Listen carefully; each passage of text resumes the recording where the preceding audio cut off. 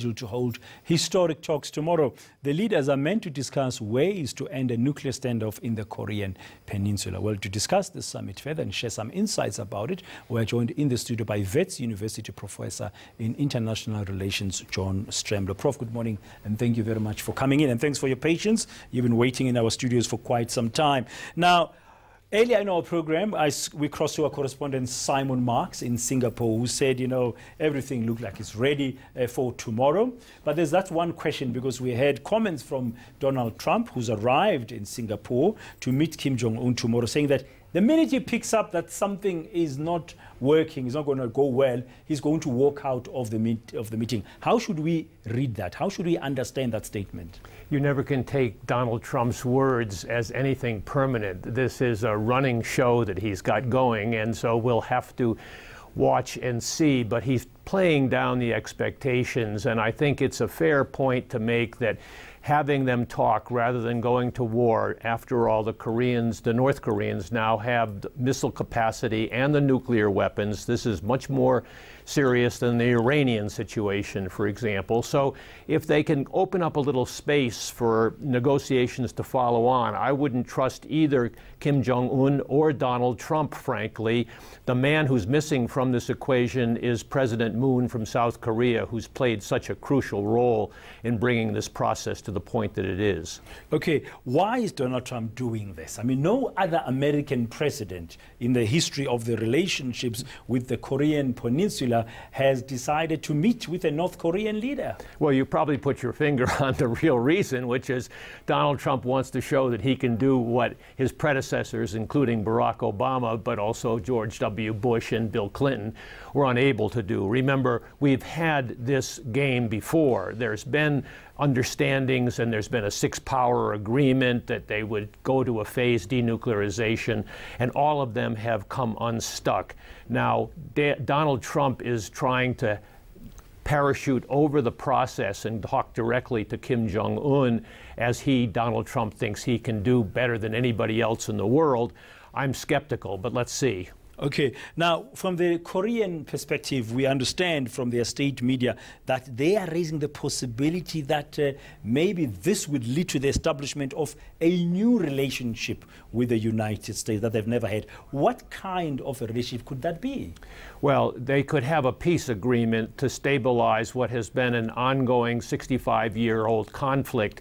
And the United Nations, of course, has to play a central role in this, and with South Africa getting on the Security Council, that gives another dimension to the constructive role that South Africa could play in encouraging this conflict to be resolved by the Koreans themselves in North-South talks. Because what this suggests to me is that Kim Jong-un, unlike his father and grandfather, recognizes that the economy of North Korea is in a terrible state. He's got the nuclear weapons that will deter anyone from attacking him or his regime in the short term. But how do you get from a backward country with a tiny per capita income and famine, whereas the South Korean economy is now bigger than Russia's, and they have the possibility of encouraging a gradual transition away from authoritarian regime in the north, which, after all, there used to be an authoritarian regime in the south before the democracy took root there. Yeah, and we know, of course, currently we are talking about this development there, but apparently inside North Korea, the summit itself has only had a passing mention so far. Well, it is very tricky for Kim Jong-un to keep the expectations of his own people in check. After all, they're not totally excluded from knowing what's going on in the rest of the world. Indeed, Kim Jong-un himself studied in Switzerland, so he knows how backward his country is, and he's got to do economic reforms. And the Chinese, by the way, are pushing him in this direction as well, because they don't like all this nuclear testing going on right on their border. It's causing them problems, and they're genuinely concerned about the nuclear weapons as well. So I think getting it to the United Nations on the one hand, and out of this bilateral showmanship of Donald Trump, who's got his own problems back in the United States, as you know, politically, and into a more robust and enduring professional process of negotiations is the real trick. And South Africa's voice on this can matter. Yeah, okay. And how so? Well, in the sense that the South Africans are joining the Security Council, we know, which is great for the next 2 years.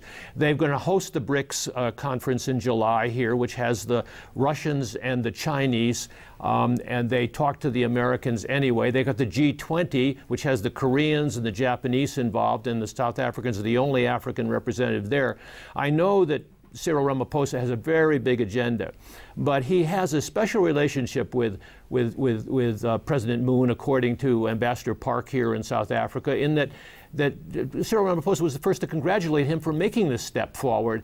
And I think as a country, South Africa, that has negotiated very complex transition from authoritarian government to democracy, maybe just being on the sidelines and encouraging the process is a good thing for South Africa to do. Will they be listening to South Africa?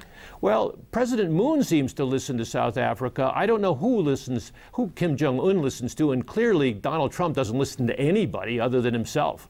Okay. He tweeted earlier this morning, Donald Trump, a few hours ago, in terms of their time, very early in the morning in Singaporean time.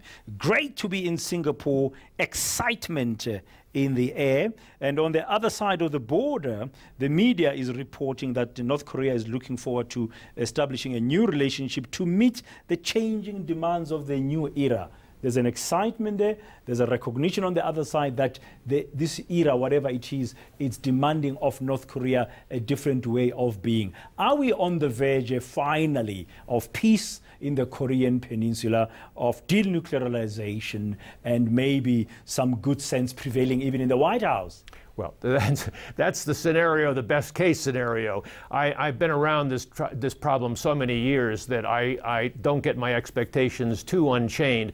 What I do think is that this could be a step forward, because the changed situation that you're talking about is the global economy, is the fourth industrial revolution, it's information and robotics, the kind of things that South Africa is struggling with and every country in the world is struggling with. Donald Trump is a lot of noise on the horizon, but if he's able to get that sit down, and as I say, Kim Jong-Un is nobody's leader you want to take home to introduce to your mother, by heaven's sakes, because he's a tough guy. Okay, Prof, before I let you go, you made a point earlier in answering one of my questions. Ultimately, when all is said and done, it's really up to the Korean people themselves to sort out peace on that peninsula. They've had 4,000 years of civilization on that peninsula. They are the same race, the same language, the same background and culture.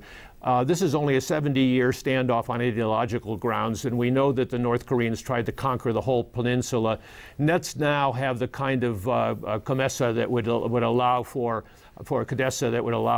a democratic dispensation eventually. It's just going to take a long time because the two systems are economically very different. So you need Kim Jong-Un on one side and Mr. Moon on the other side. That's what you need, but then you need the international community to encourage them, keep encouraging them, as the international community did for South Africa. Thank you very much. Professor John Stremlow from Wits University. Now we're going to take a quick break, after which we're going to be testing what the political week ahead holds for us or has in store for us with the political analyst Karima Brown.